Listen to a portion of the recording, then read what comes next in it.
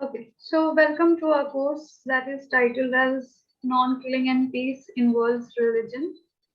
My name is Dr. Katyayani Singh, and I will be taking a very small portion of the course explaining the details about non-killing ideology as to what it stands for, how is it different from peace, the religious angle, that is the religious preachings which specifically focus on non-killing themes and themes relating to peace, that would be dealt with Professor Dr. Thomas Duffin, as he has an expertise in the religious studies. So, Professor Thomas, I would like you to introduce yourself. Right, thank you very much, Dr. Singh. So it's a pleasure to be here. I know India very well. It's a pleasure to teach this course with the Jagran Lake City University, and I think it's very good that you've set up the Center for Non-Killing Studies there. So congratulations. And the idea behind this course is to get more widely known thinking about how we can move towards a more peaceful society, and specifically a society that at least doesn't do deliberate targeted killings. There's always going to be death on the planet. We're not saying let's abolish death. That's part of life. We all get old and die, and we have accidents. There's always going to be volcanoes and earthquakes. I think this teaches humility. But if we're going to be mature human beings, civilized, well, then we should stop killing each other. This is the point. And also perhaps killing ourselves. That's another question, suicidology. So yes, my name is Dr. Duffin. I've been teaching peace studies, religious studies, philosophy, history of ideas for about 30 years. I've worked at the University of London. My PhD is from there, which is the largest university in the English-speaking world. I'm Canadian by birth, so I see things from a transnational perspective. I've traveled in 35 countries. I taught at the University of Oxford, which is, one of my other favorite universities, and I taught religious studies there. So I'm going to be drawing on 20, 30 years of studies and teaching in comparative religion for this course. It's an important part of the narrative of how we get a planet that is a non-killing planet. And I'll be sharing a bit more in the second half about that today. So thank you for inviting me anyway, Dr. Singh. And let's hear from you first about the scientific roots of what is the basis of a non-killing society. Okay, thank you, Thomas, for your brief introduction. To start with the course, I will just try to acquaint the audience with the ideology of non-killing. For this, I have a brief PowerPoint presentation, which I'll be sharing on the screen. So just let me know, first of all, if the screen is visible to you, Thomas. You have not started it? Not at the moment, no. Yeah.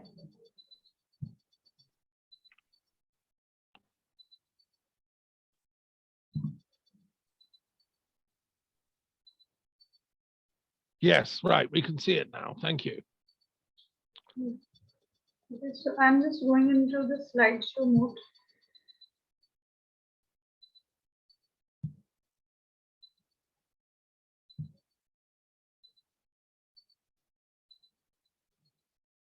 It's zoomed in? Yes, we can see it now. Fine.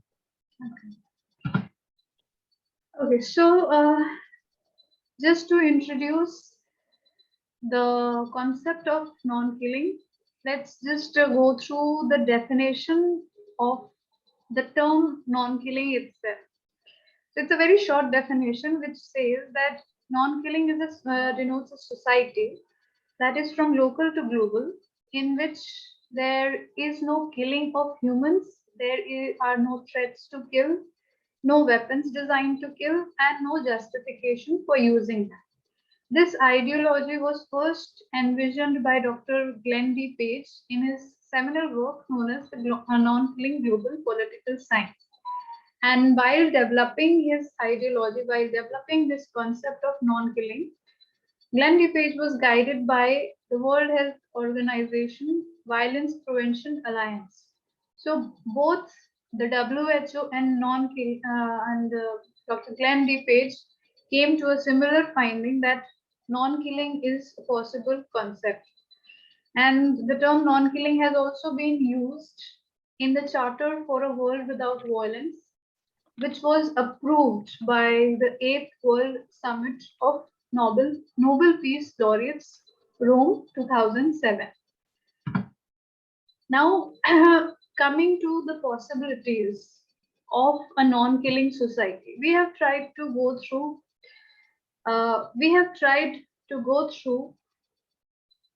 the possibilities of a non-killing society, whether it is possible to have a non-killing society or not. So there are two aspects. Some people claim that non-killing society is not possible at all. And the reasons that they give for this is the humans have a basic nature of killing. The humans by nature have tendency to kill. Reason being there is scarcity of resources in nature, which which leads to competition, and for this, people start to kill each other. Apart from this, there are a lot of cases of sexual harassment, which also calls for the defender, especially, to kill the oppressor. And all these ideologies have also been propagated by the Western as well as the Eastern philosophers. That includes Plato, Aristotle, Cautilya, Machiavelli, Thomas Hobbes, John Locke, and Jean-Jacques Rousseau. So all these philosophers in their philosophy have somewhere or the other given a concept, especially while talking about Thomas Hobbes. If you remember the very nature, while describing about human nature, Hobbes held a very pessimistic view of human beings, calling them nasty, brutish, and people who are solitary and cannot live in a civilized society. So, assuming that humans are competitive in nature and for the sake of survival, they are going to kill. Most of the political philosophers have actually accepted killing as a natural phenomenon. They do not say that, or they do not claim that killing is should not be done, because for them, in order to survive, in order to flourish well, one needs to get involved in such activities which involves not just killing but also threatening of communal peace as well. So similarly, Machiavelli has given a very famous statement, that is, end justifies means. So for him, if your end is ideal, if your end is good, your overall goal is something which can be said to be a just goal. So for a just cause, if there are killings taking place, then that is not a problem which one should focus upon. Because at the end of the day, what we will have would be justice. Now, on the basis of these philosophies, we can say there have been crusades, there have been killings, there have been wars in the name of religion, there have been wars in the name of establishing peace in the society. So all these wars, conflicts, why they were fought? In the name of peace. And herein, all these political philosophers have basically accepted violence and killing as a part of political philosophy.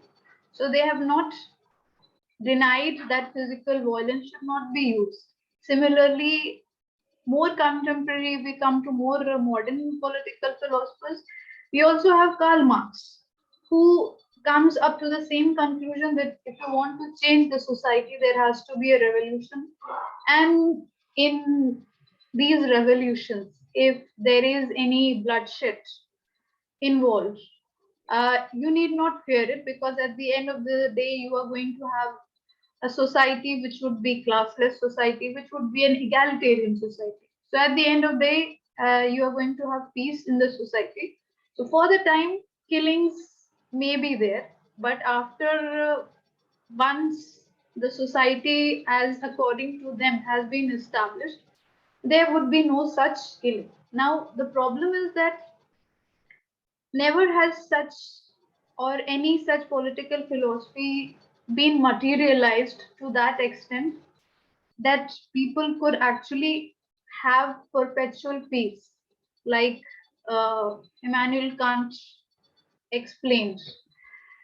So, perpetual peace, the idea of peace and justice, which most of the philosophers have talked about in their philosophy, that never came. Rather, what we have witnessed in history and still are witnessing is a form of continuous struggle, continuous violence. It can be either amongst different classes or amongst different religions, sometimes between the state and the common people themselves. So, one can assume that when you go through political philosophers, we come to naturally accept violence as a part, as a daily, um, as a natural aspect of human nature. So this is one aspect wherein you can say that a non-killing society is not possible, because the history has not witnessed such a society ever. And owing to the political philosophy also, we do not, uh, we cannot contemplate for any such society. Now,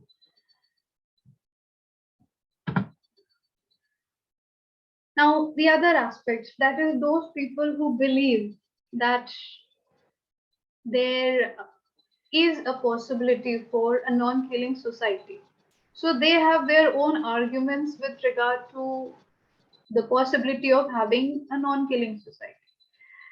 So for justifying this, they have first of all claimed that the point which was being raised by the pessimistic thinkers, that scarcity, there is problem of scarcity and which calls for competition, because of which then there are violent conflicts, and it involves killing.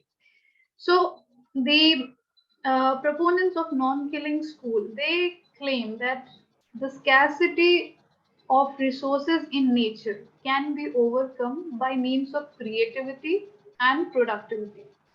And with regard to problems of rape crimes or sexual harassment, these type of problems can be eliminated through means of education.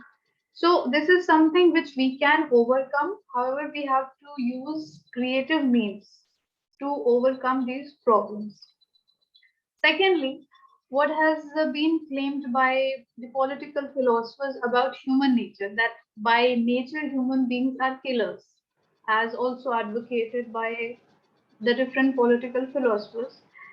Some of the scientific supporters have probed into this area with regard to human nature, whether it is an innate quality, whether human beings are born as killers, or there is something which brainwashes them, or there is some sort of training given to them, because of which the tendency to kill develops in them.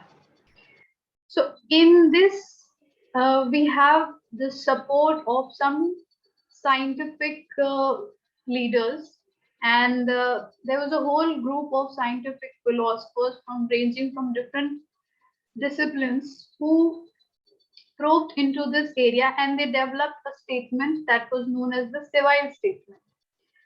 This civil statement on violence was issued on May the 16th, 1986, and this involves specialists from the field of animal behavior, behavior genetics, biological anthropology, ethology, neurophysiology, physical anthropology, political psychology, psychiatry, psychobiology, psychology, social psychology, and even sociology. All these thinkers, all these scientists came to one common conclusion that killing is not a natural trait in the human beings. It's mm,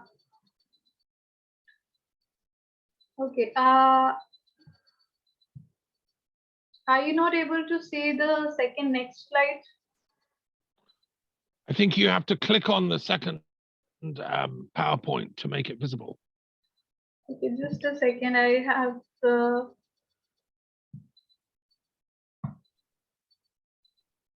We're still looking at the introduction. Okay. Like not even that. Yeah. Can you see the slide now? Yeah. Could you run through number 2 and 3 as well? Because we haven't seen those either. Okay. This is number 1. No, that's number 3. Possibility of non-killing society, negative. Yeah, can we see number 2? You call that the introduction. Can The you one see this? before that. After the introduction, possibility of just, okay, I'm just stopping the screen share and restarting it once more. I believe there is some issue.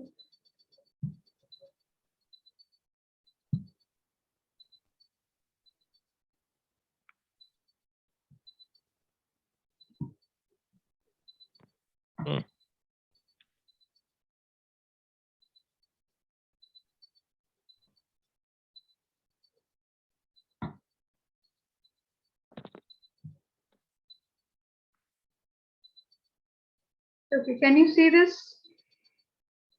The second slide, possibility of a non-killing society, negative. Yeah, we can see that now. Yes. Yeah. That's what you were talking about, the negatives. Yeah. Yeah, the negative aspect. Okay. And So, what was number 4? Number 4 was the positive aspects. Okay. And that's what you're on now. Okay, let's go Yes, on with that. I'm on this now. So Good. I have completed explaining about the positive aspects also. That there has been scientific proof, basically through this slide I was trying to explain that there has been scientific proof from different fields, philosophers and scientists have come out on to this common conclusion that killing is not a natural trait in human beings. Rather, it has been developed slowly and strategically. How it has been developed, that is something which has been explained through the funnel of killing, which was introduced by Glenn D. Page himself. So, okay, just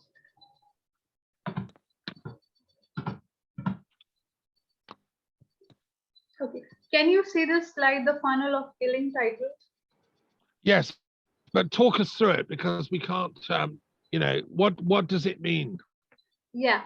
So now, before we actually run into what is non-killing and how to establish non-killing, we first need to identify, as political science students, we first are going to identify that what is the reason for all these killings to take place. And for this purpose, the funnel of killing was developed. So through this funnel of killing, basically, the reasons which make an individual commit crimes and make him a killer, make him or her a killer, has been dealt with. So this is the funnel. Can you see the diagram? We can, yes. Yeah. So this is the diagram which basically starts from, the most inner zone, that is the killing zone, is the final zone. And the most outer zone is the neurobiochemical capability zone. So an individual basically has to go through these 4 zones, that is the neurobiochemical capability zone, the structural reinforcement zone, the cultural conditioning zone, and the socialization zone. Once an individual has gone all through these four zones, then he finally enters into the zone of killing. That is, then he finally enters into that area wherein he actually commits the crime, wherein he actually starts killing the people. So in each zone, there is some sort of brainwashing, some sort of training provided to the individual slowly and gradually, which makes him to commit the crimes at the end of the day. So the first zone, that is the neurobiochemical capability zone, that is the most outermost zone. This is basically related to our brain neurons. That is, some people's like take for example the serial killers. Nobody trains them to be a killer, but their brain wiring sometimes is so mismatched that they commit serial killings. Nobody tells them how, or nobody teaches them to kill. Rather, they probably might be living in a positive atmosphere. Still, something is wrong with their chemical structure, with their brain wiring, that that make them as killers. So this is a zone which we can say that the neuroscientists can possibly study more deeply as to why some individuals, this is a very minor percentage of people who are serial killers, but the structural reinforcement zone is the zone actually wherein the society develops tools which make people who are not as killers to accept the philosophy of killing. This is the zone wherein you have socialization. I mean, yeah, wherein people learn to kill by training or by observation or models for emulation. So, yeah. So, what through all these zones, what I'm trying to focus, what we would be trying to focus on would be the cultural conditioning zone. Because the socialization zone is the zone wherein people are trained to kill.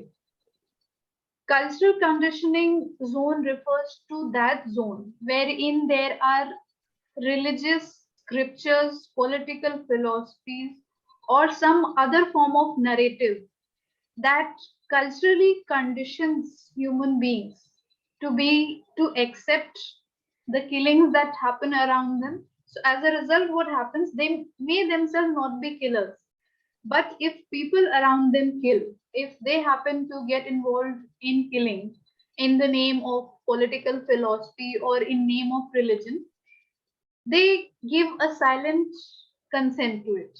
They do not raise their voice against it. Rather, there is a silent consent to the killing because there is some ideology associated with those killings.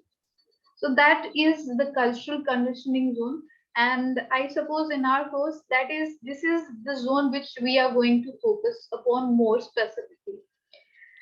With reference to the structural reinforcement zone. This is basically providing you the means and materials to kill, because you may have been well trained enough to kill, you may have the ideology to kill, but then also you need the material, the sources, the arms and weapons to kill. So sometimes there are specific structures, specific bodies which actually develop those tools and provide it to the people so that it helps them to kill. So that's more related to, I think,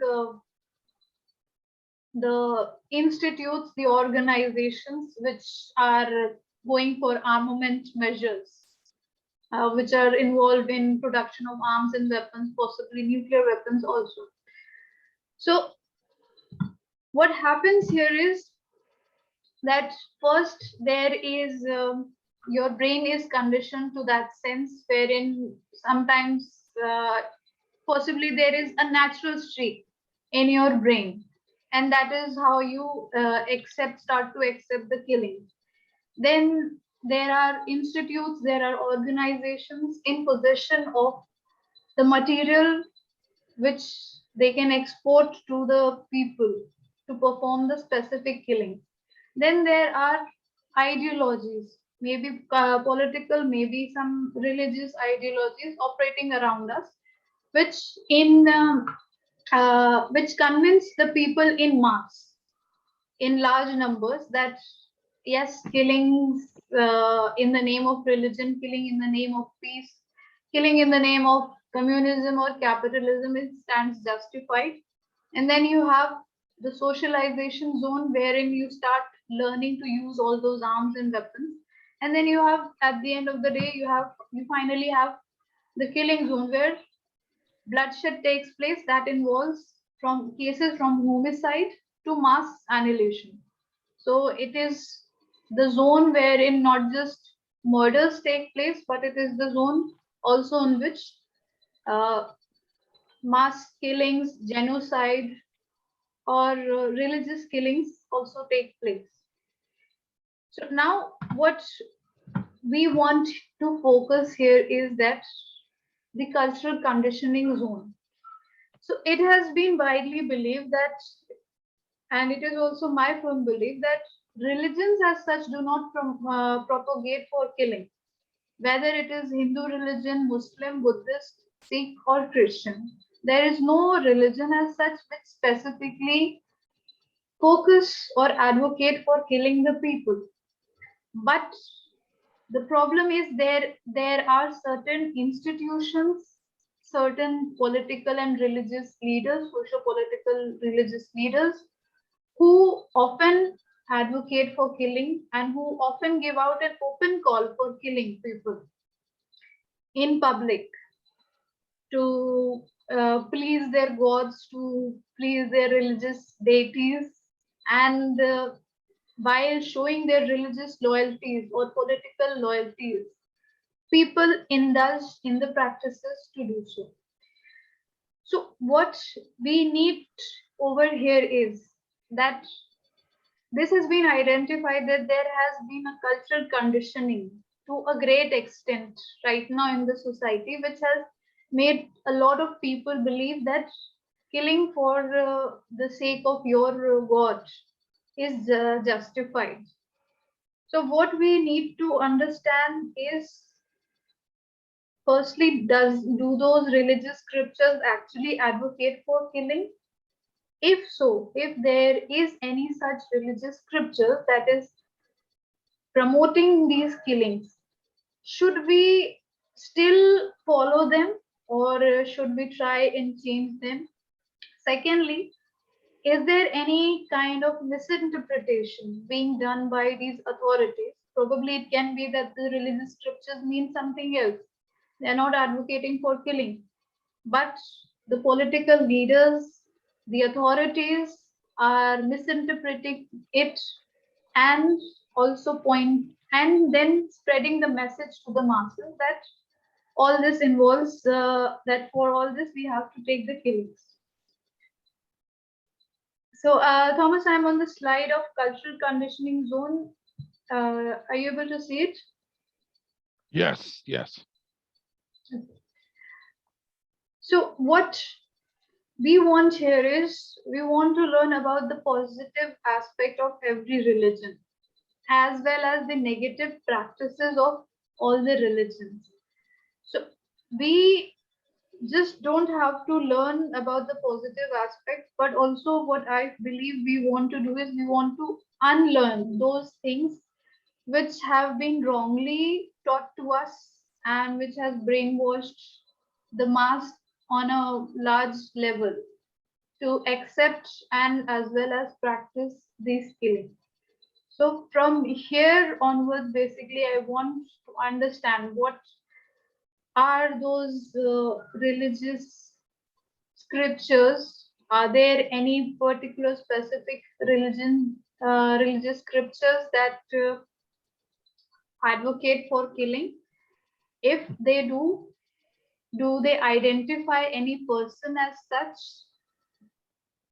So that's basically, this is just the introductory part, and I would like to end with this slide. What's the next couple of slides? Are you going to share them later? We've got the funnel of killing, and then what was the next one after that? Basically, in the funnel of killing, that was just a diagram, and after the funnel of killing, each and every pointer was explained. That is, what does the neurobiochemical capability zone stands for? What does the socialization zone stands for? What is cultural conditioning zone? What is? Can you show those? Do you know how to click forward? Just show them quickly. Which slide can you see right now? We can see the diagram, the funnel of killing one. Okay, just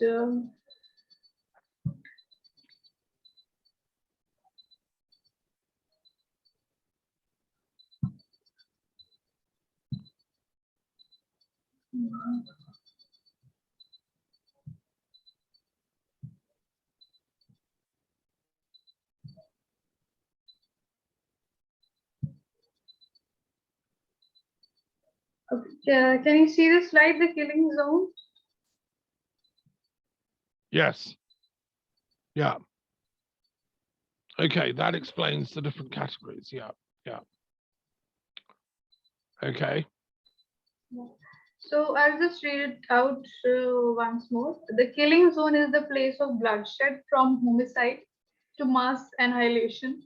Socialization zone is where people learn to kill directly by training vicariously or by observing models for emulation. Like sometimes, there are video games which are very brutal and which involve a lot of violence. So that's also like a form of learning process of killing.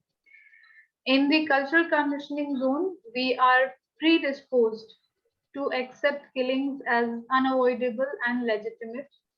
Among the sources of conditioning, we have religion, political isms, capitalism, communism, Marxism, and all sort of isms, anarchism, celebration of triumphs and atrocities, family tradition, law, mass communication, and arts. So, like law also says that there should be capital punishment. And in the non-killing ideology, we criticize capital punishment as well, because that is something which, life is something which you can take but cannot give back. So law may not be always be perfect. So there will be chances wherein there is some error in law, and based on that, you have taken the life of an individual. So even law authorities, the state authorities are sometimes responsible for mass killings, which is uncalled for.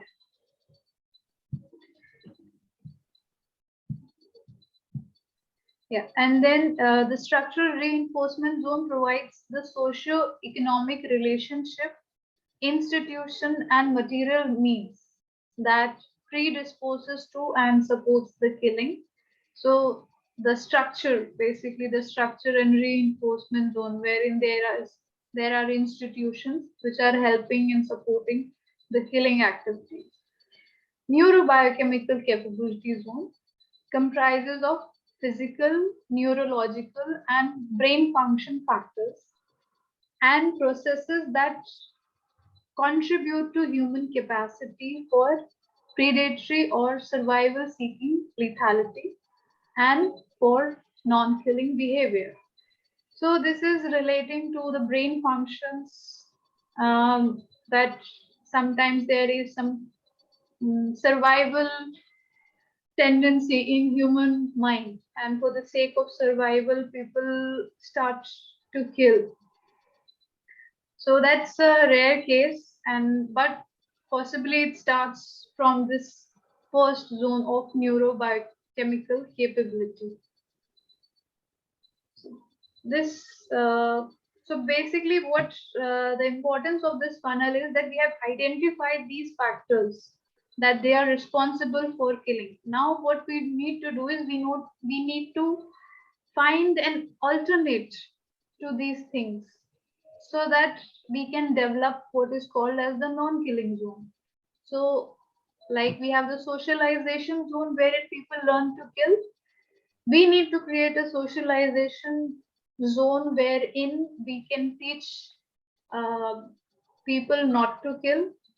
We can, in the cultural conditioning zone, we can, what we are doing is develop ideologies and interpret the philosophies and religious scriptures properly so that we can educate the people of the ideology of non-killing and the importance of peace. Because why we are focusing on non-killing, I forgot to highlight that. Non-killing is something which Glenn D. Page said is a measurable goal. You cannot identify peace, you cannot measure peace specifically, but measuring of a non-killing society is much more feasible because we can identify how many murders are taking place, how many capital punishments are there in the state, if there is any instance of genocide, uh, suicide, we can measure them in numbers. But peace is something which we cannot measure because peace has a wider definition. It stands for no violence by means of words, no violence, no violent thoughts in your mind. So, what happens in our mind and what we speak, this is something which we cannot control specifically. That is a very abstract thing. So what Glenn D. Page said was that first start with non-killing behavior. First try to at least control your behavior that at least you do not kill the other person. And then gradually we can move to non-violence and then towards peace. Going for peace instantly probably will not be a good idea. So that is why he brought in the ideology of non-killing, and that is why we also started to measure or develop a non-killing index for this sake. That is, this through the non-killing index, we tried to observe the rate of killings going around the world. And yes, so with this, basically with this theme and ideology of non-killing, we have measured the killings, and so far I can say more than 50% of the world is facing problem wherein the problem of killings are very grave. And yeah, yeah, I do have. It's there. The diagram has been actually made by Glenn himself, and it's there on the website of non-killing, the official website of CGNK, the Center for Global Non-Killing. And in his book, basically this diagram is there. So it's a small sketch. I can share with you the book also if you would like. So Or that maybe was, we can put in the we can give students the reference to the website where they yeah, can access the. It's important they see the funnel of non-killing as well. yeah, So we can give the links and we can share that. yes, That's great. definitely. Okay, so do you want me to take over? Shall I go with the second Uh, half? Are we ready for, yes, or do because you have a final slide for us? no, I have finished what I wanted to explain and emphasize. My points which I wanted to make has been explained. Right. Okay. Well, thank you very much, Kacheni. That was very interesting, and I'm sure students will. There's a lot to think about there. So, okay, for this second half of our you know session, this first session, we're looking at the basis of non-killing. We've heard about some research done on the scientific roots, which Kaceni's presented. And obviously it's just the tip of the iceberg. There's a lot more detail that we'll share during the course of this series of classes. I'm going to focus now on the spiritual roots, specifically the kind of religious side of things. And as Kaceni said, religions can be, sometimes they can seem to promote killing, and religions can be blamed for creating wars. I mean, I've taught religious studies for many years, and I had students who would always complain to me, I don't believe in religions, sir, because they promote war. And all the wars of history are due to religions. That's a very common thought certainly in Britain and Europe. As we move towards a secular society, people look back on religions as causing trouble, and they don't want, religious wars. So I'm going to address this theme of, do religions cause wars? And if they do, why? Do they cause killings? Do they give? I mean, war is just an aggregate mass killing outbreak, but obviously there are smaller killings, there are gang wars that go on in every culture, and some of those have religious dimensions too. I mean, I'll just tell you one very brief story. I have a friend in the East End of London. I taught in London for 10 years, who told me he'd been working with the police. There are gangs of Muslim gangsters in the East End of London, criminals, who think what they're doing. They go into houses and rob, steal things. And if they meet somebody, they might hit them on the head or might even kill them, I suppose. But they justified it in their minds because they're Muslims. And the people they're raiding, the houses they're robbing from, are not Muslims. And they would be feeling very self-righteous because they divide up the loot according to Islamic teaching. So they all get a certain percentage. So, in other words, in the East End of London, this was a few years ago, I hope it's not going on still, Islam was being used to justify, criminal behavior.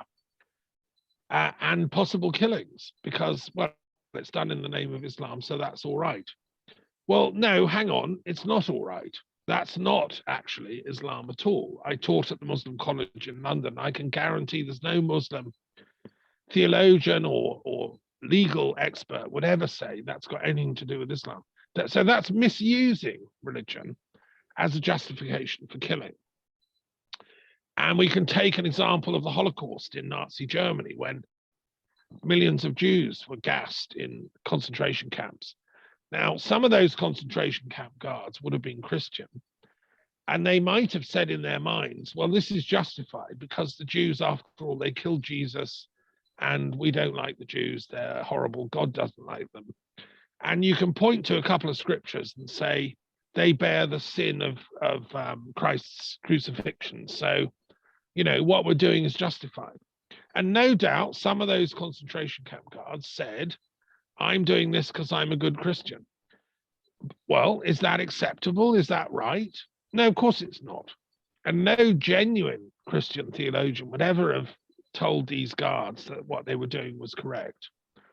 No, it was against the very essence and meaning of Christianity, in fact. But that shows you how far we've fallen. And I mean, I could go on giving other examples of where religion is used as a sort of pseudo excuse to attack people of the other. It's what we call in sociology, it's what's called othering. If you can say, well, they don't count, they don't have proper human rights, or they don't have value because they're another religion, then we can kill them. So there is a problem here. And this is going on, I won't multiply the cases, but it's going on all over the world, this othering in the name of religion. It went on in Europe, in the Balkans, especially in the 1990s. And there was a lot of killing going on in the name of the other. And the other was Catholic, Orthodox Christian, Serbian, Croatian, Bosnian, different forms of Muslim. I mean, today is the day of Saint Sava in the Christian calendar, who was the patron saint of Serbia. He retired to a monastery on Mount Athos in Greece, and he's the patron saint of Serbia. So some of these Serbs felt that they had to defend their cultural identity against the Muslims because for centuries, that's what they'd done. They'd been taught the Muslims couldn't be trusted, they were trying to capture their homes, and so on and so on. So those wars were very fierce between particularly the Serbians and the Muslims, but the Catholic Croats got involved as well. So, and that got me thinking as a scholar, what can we do?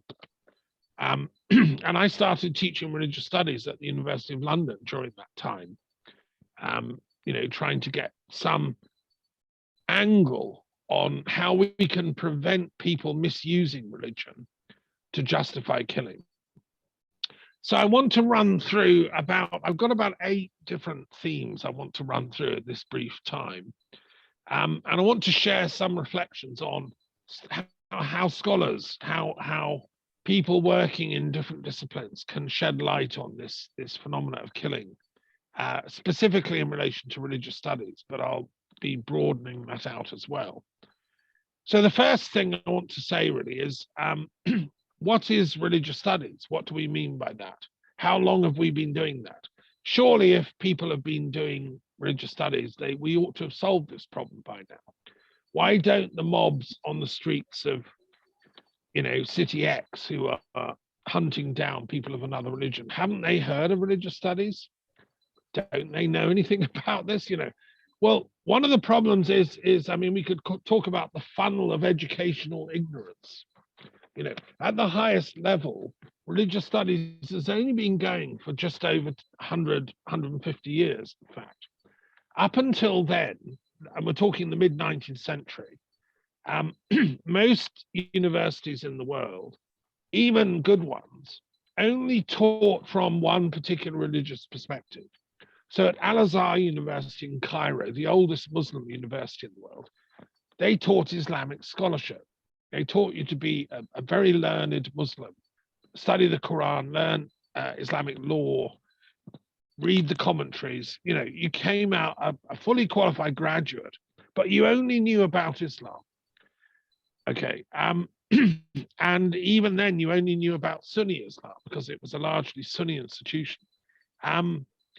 If you went to, the Jews College at the University of London, where they train rabbis, you'd come out with a very deep knowledge of Judaism.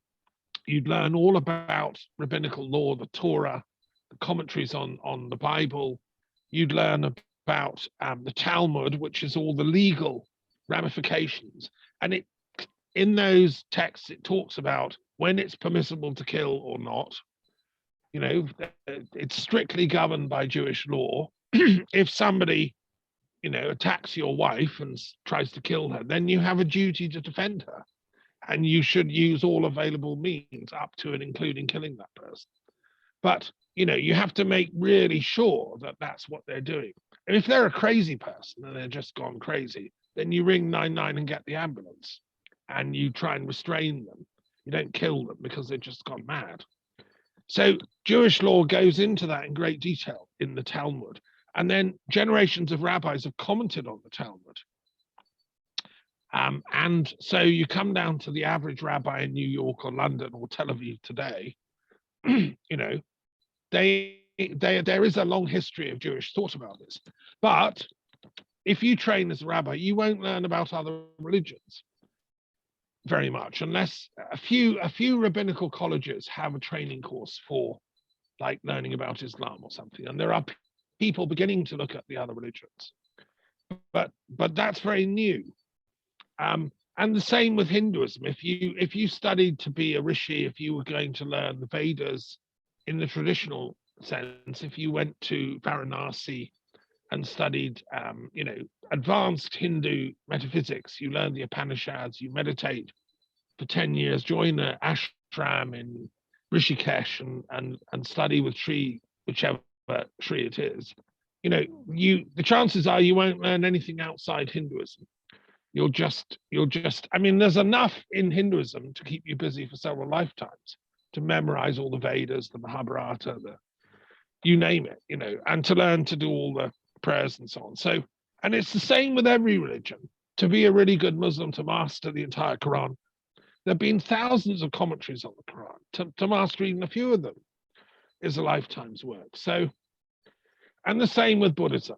If you went to a Buddhist university in Japan, I've taught with Buddhist colleagues, it's a lifetime to master their scriptures. The Buddhists have very strict things about killing. A Buddhist monk is actually forbidden to kill by law. But there might be exceptions. Again, as I said, if a madman is attacking the monastery and trying to shoot all the monks and they're all asleep, does the monk on duty have a duty or a right to try and kill that person?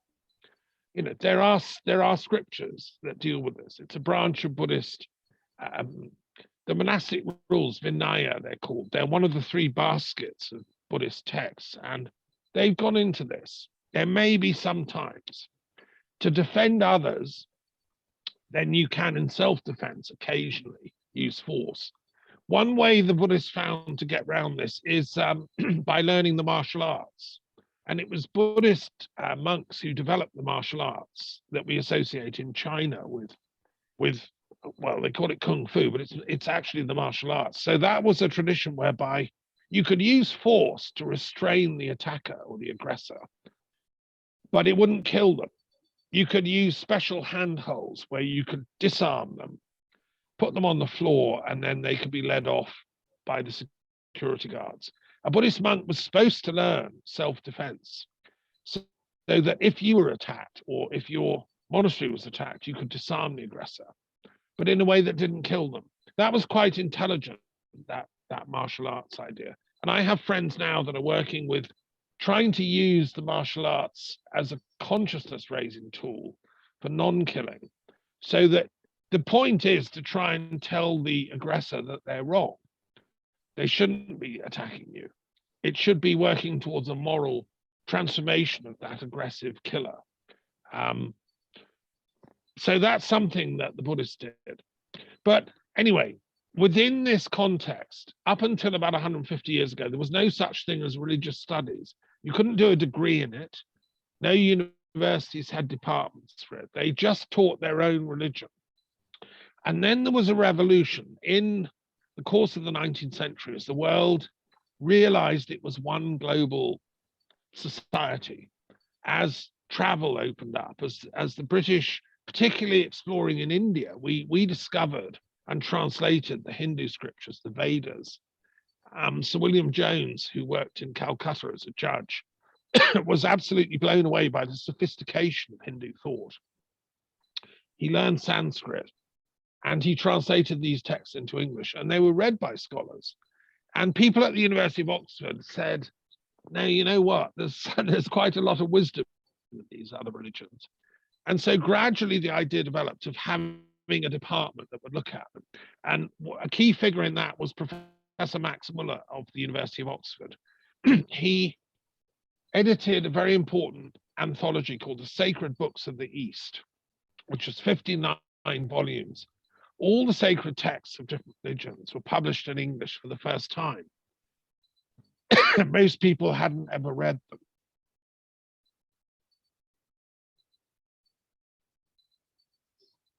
So that was the beginning, really, of religious studies. And then chairs developed in German universities and in France, in Paris. And now there are, I don't know, about maybe 50 religious studies departments around the world. And they're doing some very important stuff. They're looking at religious experience. They're looking at, the phenomena associated with religion. I mean, one of the first in Britain was at Lancaster University, set up by Ninian Smart, who I met, who looked at what he called the phenomenology of religions. Previously, theologians had been looking at religion to try and prove you to follow it. So, a Hindu would say, study Hinduism and become a Hindu. A Christian would say, study Christianity and become a Christian. a Muslim would say the same, and so on. What Ninian Smart said is, no, let's not do that anymore. Let's study the phenomenology of religions. Let's compare across religions, like what different types of prayers they do. Do they do meditation? What kinds? How do they conduct their funerals? Do they have similar rituals? What are their beliefs about the afterlife? Do they all believe in a heaven and a hell, or do they have like a range of things? What do they believe about the soul? Do they believe we have a soul that survives death? And if so, what happens to it? What do they believe about ethics?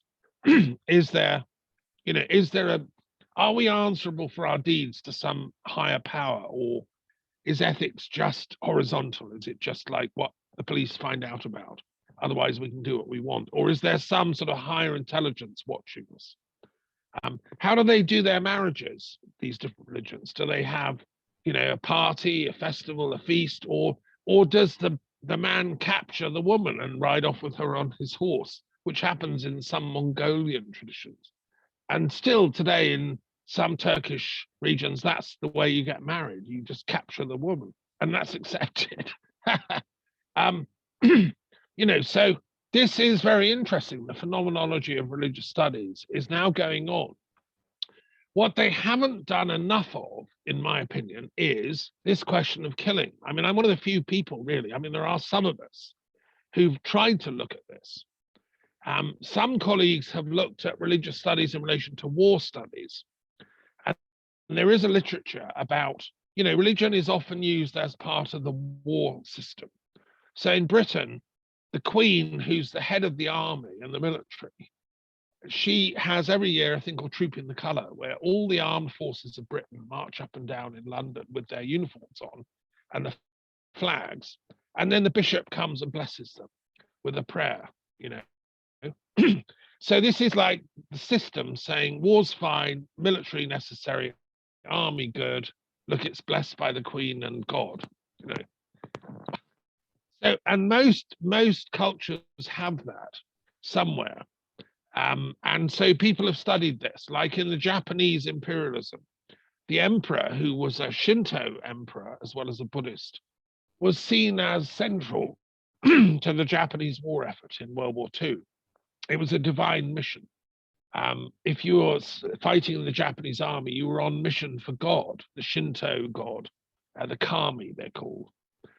And I mean, kamikaze meant a sacrifice to the kami. The kami are the gods. So that was a divine, holy thing to do. If you're a pilot and you fly your plane into an American warship and kill everyone, it's God's blessing being given to you.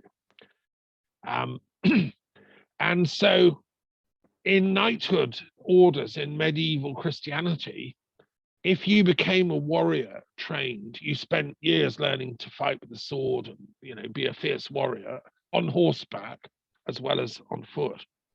And you would then be blessed. You would have a religious prayer said over you. You would accept God's mission to be a fierce warrior. Normally, they went off to capture and kill people who weren't Christian. So this is where the crusading mentality came from. The Christians were told, I think wrongly and foolishly, but they were told that they should go and invade these Muslim countries because Christ wanted it and the Pope gave his blessings. And when the Crusaders captured Jerusalem in 1099, they thought they were very good warriors, but actually what they did is they massacred every single Muslim and Jew in the city. And the streets of Jerusalem ran with blood. They thought killing had God's sanction. I don't agree with that. I think that was just a primitive form of religious thinking, which we have to grow out of. And that's why the work of religious studies scholars looking at the phenomenology of religious violence is very important. So there are a few people working on PhDs on this, but not enough. We need more detail because, I mean, in Hinduism as well, there is a great martial tradition in India. The Mahabharata teaches specifically that fighting is a duty of a good Hindu person eventually. You know, Yudhishthira doesn't want to fight, but eventually he does. He's talked into it, and it's dharma to fight for righteousness. And so there's a tradition in Indian thought that, you know, the warrior has his place in society. The Kshatriya class, they have their, you know, they have their dharma too. What I like about Hinduism, I think is very important, is that the Kshatriyas, the warriors, are not allowed to fight unless the Brahmins judge that it's a just fight. And this is interesting from the phenomenological point of view, because as you probably know, to be a Brahmin, what does it mean to be a Brahmin? Well, it means you have to adopt non-violence. To be a student of yoga, to adopt the highest levels of knowledge and wisdom in Hinduism, to learn the Upanishads, you can't even go to the first class without adopting ahimsa as your offering to the guru, right? And so the Brahmins are not supposed to be violent, personally. And I hope that's still true. But what they might say is that this or that conflict is justified. So anyway, there's a lot of work to be done in religious studies, specifically. And we'll be looking at this more in the course. I'll be going into more detail, like what does Judaism say, when is it lawful or not to kill, etc. I want to move on and look at another field of scholarship, which is, you see, religious studies is so exciting because it's interdisciplinary. It's not just one thing. It's like my clothes. I've got rainbow colors. I've got many different, you know, approaches to this. And we also need to look at anthropological studies as religious scholars. If we're looking at the phenomenology of religious violence, which is what we're doing, and non-violence, we need to look at the results of research by anthropologists. Again, over the last couple of centuries, really, they've gone out from places like the University of Cambridge and Oxford to every single tiny tribe on the planet, in the Amazon, in Papua New Guinea, in the tribal peoples of India, in all over the Pacific Islands, the Polynesian people. And they've been asking, you know, how do you run your society? How do you organize marriage? Who does the work here? You know, and one of the things they research is who does the killing, who does the war fighting in your tribe? Do they have war? And most tribes known to mankind do have, as Dr. Singh said, you know, the propensity to fight, to kill is there in human nature. But in what they've discovered, anthropologists, is that this primal instinct is restrained by the village elders, the tribal elders. In the American Indian tribes, they were quite warlike. They would go to war, but only after it had been discussed by the tribal elders, and only after every non-violent option had been failed. So one of the greatest American Indian tribal elders was a man called Deganawida, who he created the first federation of tribes who were pledged to non-violence with each other. Instead of fighting, they would discuss. They would, if somebody had a complaint against one of the tribes, they would, you know, they would discuss it in an open session using a talking stick, and everybody's views would be listened to.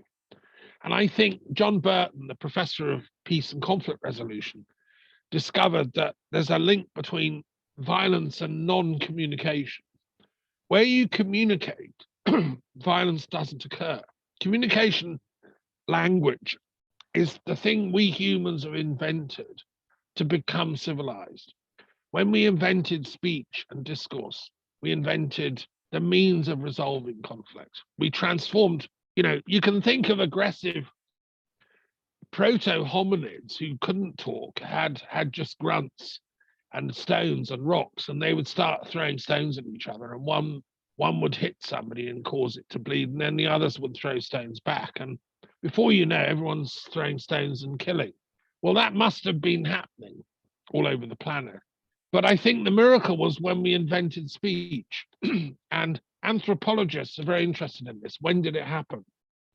Possibly it began as long as 200,000 years ago. Certainly 100,000 years ago, there was speech. But there was also fire. And I think the two phenomena are connected. When we invented fire, we could stay up in the cave or the shelter and talk into the evening. Before we had fire, we just used to huddle down and go to sleep because it was too cold to do anything, nothing to talk about. But as we got fire, so thought, so discourse, so sociability came up. And that's when the first signs of art appear. And they're often religious art. So in Europe here, in France, those people, maybe 60,000 years ago, they painted animals on their cave walls by the firelight. And the animals were obviously sacred to them. They were like religious objects in a sense. They worshiped them, even though they killed them to survive. And in a sense, the primitive, so-called primitive, was actually not primitive at all, pretty sophisticated. They felt that the spirit of the animal was giving itself to them so that they could survive. And a lot of their religious prayers and so on would have been around those experiences. And there's cave art in India, I think near Bhopal, some of the earliest in India, from about the same time. So anyway, that's one field, and I'll be drawing on this later in the course about anthropology. It's a subject I'm very interested in and have studied. I just will say one thing, which is most conflict in primitive societies, like in the Papua New Guinea highlands, is for show. It usually doesn't end in killing. So what these Papua New Guinea highlanders do, they have very long spears, maybe 15 feet long spears. If there's going to be a fight between two tribes, they line up, the men go forward with the spears and start shaking them and rattling them at each other and shouting chants and curses and all that. But the spears hardly ever make contact with another person. It's all for show. It's like a kind of, like a martial game, like a dance. And it's just the men showing off, I've got the biggest spear, I'm really scary. And in fact, what happens is if they ever actually make contact and somebody gets skewered with a spear by mistake and starts bleeding, then the game's over. They stop, they all go home, because they don't actually want to kill, because those primitive tribes, so-called, they have very few numbers, maybe 60 in a band, And for 100,000 years, we humans were very few of us. So every woman, every man, and every child was precious. We honored each other. And yes, you might lose your temper, and you might even have a sort of tribal war dance, but you didn't actually want to kill the other guys because next year you might need to borrow some of their food to survive. So primitive cultures were much more bound in a sort of code of non-killing, I would argue. So I would say that we can find out from anthropology how the code of non-killing used to operate in ancient times. And archaeologists have helped with that. For instance, they found the first battle site in Europe. What we call the first battle is from the Bronze Age, about 1200 BC, and it's just north of Berlin. Archaeologists, typical Germany, right? They found this battle site where about 3,000 men, probably women as well, actually started fighting with bronze weapons. And they found the bones, the bodies, and some of the weapons lost. And that is a proper battle. But it's the first. And that's only for 100,000 years, we hadn't been doing that. So what were we getting right? And why did we suddenly start doing these mass killings? So that's something that anthropology and archaeology can answer. The other field that you have to look at, and I will be looking at in this course for religious studies dimensions, is psychological science. I mean, religious studies is about lived experience, subjectivity. I feel like I want to kill that person. I mean, if we get in a rage, all of us know what it's like to get really angry with somebody. I mean, I've never been so angry I want to kill them. But you know, um, we all know what anger's like. It's a horrible thing. You kind of, and yet you feel justified. So what is that? Where does it come from? What's going on scientifically? Psychologists are studying aggression, and yes, there are. What happens is the amygdala hijack. One of my friends, a neuroscientist from Dubai, who's Indian, has given an excellent presentation to the World Intellectual Forum about this, describing what happens in the brain when you lose your temper. The lower brain takes over. So your cerebral cortex, the thing that does your thinking and consciousness, is bypassed, and you go back into fight or flight mode, which is run from the amygdala. And that's what happens when you can kill somebody. I mean, there's a brilliant quote by the German Prussian king, Frederick the Great, who invented the Prussian military might, which sort of ran Germany for a long time. They finally uninvented it, thank God, and become a nice member of the European Union. But Prussia was a pretty fierce thing. And he said, gosh, I've studied a lot, you know, and if my soldiers knew what actually we were doing and what killing actually involved, not one of them would stay in my army. There's a wonderful quote in a book by Tolstoy to that effect. So Frederick the Great knew he was doing something against human nature by training his soldiers to fight like a machine. And I don't think human beings are machines. I think we're beings having a subjective experience. And I'm particularly interested in transpersonal psychology, which involves altered states of consciousness, meditation, and ultimately enlightenment. And what's the point of these religions? I think they're teaching vehicles to reach enlightenment, what Buddha calls nirvana, what Hindu sages call moksha or samadhi. All religions have that. There's a goal. You know, that's what the word Vedanta means. There's an end to the Vedas. There's no end to the Vedas if you have to memorize the whole lot, take you many lifetimes. But if you just study the Vedanta, you reach the end, the light at the end of the tunnel, which is the realization of the self, the Atman within you, is also within all of us. So I don't want to kill you. What I might want to kill is your ego and my ego that prevent us both from seeing the light of the one Brahma, which is between us and within us all. Anyway, that's advanced transpersonal psychology, and I'll be talking about that as the course goes on. The other topic, the other field of discipline that I want to draw on is sociology. People have looked at the sociology of religions, and I think it was very interesting seeing your chart, Kacheni, about socialization as part of the killing process. So there is a kind of socialization that can happen for non-violence, and groups, you know, non-violent activists who exist to sort of socialize people into ways of non-killing. What is that? How can we use sociology to understand that?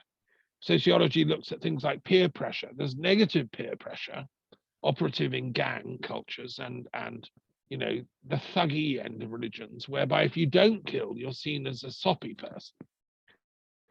And this operates even at elite levels. If I join the British Army and I want to be a commando, and I'm parachuted into, I don't know, wherever, and I'm supposed to go and kill people, if I suddenly stop at the last minute and say, no, I'm not going to kill that German, or I'm not going to kill that Japanese guy, then I'd be humiliated and thrown out of the army, and you could be shot for that if I was a conscientious objector. So what's the sociology of militarism and killing machines? And what they try to do is draw on religious trappings to like justify what they're doing. Yeah. I mean, Hitler put Gott mit uns, God with us, on the belts of his soldiers as they marched into the Soviet Union to attack Russians, because he wanted to invoke God as a protector of the German people. And because of that, everything they were doing was all right. Well, I don't think it is all right. And I think we've got to challenge that misuse sociologically of religious ideas for killing. The other field I want to draw on from time to time is economics, because obviously religions are businesses as well. Temples, churches, mosques, they're a big business. And like all business people, they want to promote their own brand. So if I'm running whatever the religious center is, I'm going to be saying ours is the best. I might even try and say ours is the only one. Don't go to those other ones, they're no good. And when you come here, please make lots of offerings, give lots of money because we're the best. So there's a sort of economic incentive for religions to actually overestimate their own importance, to exaggerate their own uniqueness, and to denigrate the other. It's a sort of economic rivalry business. So there is an economic dimension to interfaith war and conflict, low level, which is going on. But it can become, in the Balkans, it became a serious thing because, and recently we've just had a war in the Caucasus Mountains where Armenian Christians started killing Muslim Azerbaijanis. And this was a 40-day war and people died over it.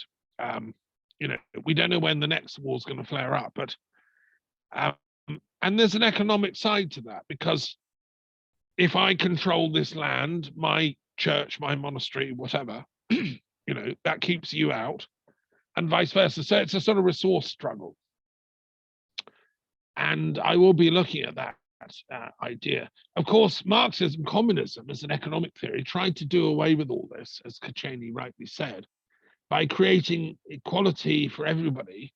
If we all share our economic resources in a communist society, then that removes that. And if we downplay the religions, which is why Marx said we should de-emphasize religious difference, although he was a kind of Jewish Christian, he was a polymath. He wasn't, he felt that we should not focus too much on the religions and then focus on economic equality so that we can then reach a peace. And I've just finished reading a very interesting book actually called Red Shambhala about the Bolsheviks who were in charge of East Asian policy for the early years of Lenin and the Russian state. They had a deliberate policy to link communism with Buddhism. And they used the idea of Shambhala, which was a sort of mythical kingdom of paradise, with the idea of the red star bringing equality and peace and fraternity to all people. And so Bolshevik commissars went to Tibet, they went to Mongolia, and they talked to Buddhists about, let's create a paradise on this earth. Let's have a red Shambhala, not just when you die. And Nicholas Roerich and other people were involved in that. Very interesting ideas, actually. So I might be referring to that as well. We've heard from Kacheni about the political science aspect. I will be mentioning a bit in relation to religions, particularly, because there's obviously a political dimension to religions. Different states identify with different religions. Look at, the complexity of interstate rivalry. Just to give one example from my own culture of Britain and Europe, I was brought up in England, which is technically under the Queen. It's an Anglican monarchy. And I was sent to an Anglican school. I sort of assumed that that's a middle of the road, moderate kind of thing. Nobody's too fussed about Anglicans being raving terrorists, and that's fine. We can go pray in church. But when I moved to Scotland, I discovered that no, Anglicanism is seen as suspect. It's a dangerous thing because it was behind the oppression of Scottish culture. And the Jacobites, and the resistance by Scotland against the English state didn't like it.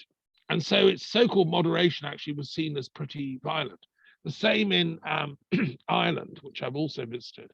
So, religions have a political dimension. I won't be ignoring that during this course. I'll be referring to it.